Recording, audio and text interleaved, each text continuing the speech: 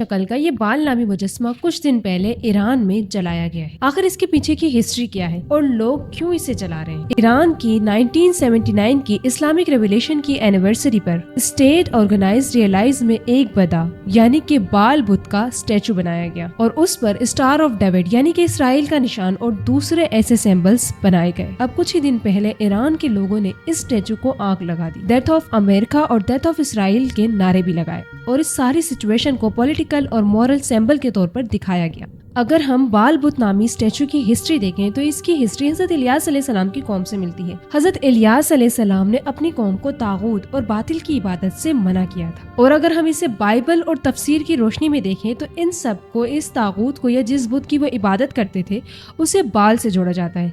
ये भी कहा जाता है कि इलियास अलैहिस्सलाम की कौम बाल बुत को पूजा करती थी। अब कुरान की सूरह साफ़ात में अल्लाह ताला फरमाते हैं, तुम बाल की इबादत करते हो या बाल को पुकारते हो जबकि सबसे बेहतरीन खालिक तो सिर्फ और सिर्फ अल्लाह है।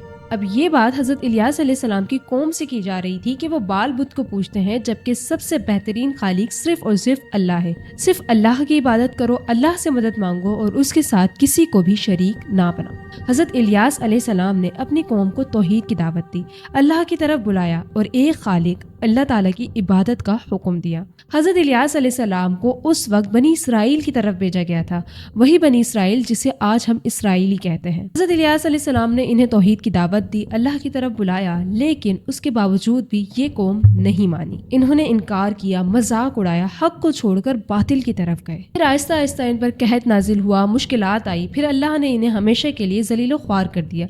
बरकत उड़ गई, जो इनको अहमियत दी गई थी वो सब इनसे छीन ली गई। इसी कौम को अल्लाह ने फिरौन से निजात दी, इनके लिए आसमानों से मनो सलवा उतारा गया, इन्हें एक बेहतरीन शहर दिया गया, खूब नेमतें दी गई, लेकिन उसके बावजूद इन्होंने ना शुक्री की ना कदरी की और अल्लाह के अलावा दूसरे खुदाओं की इबादत की।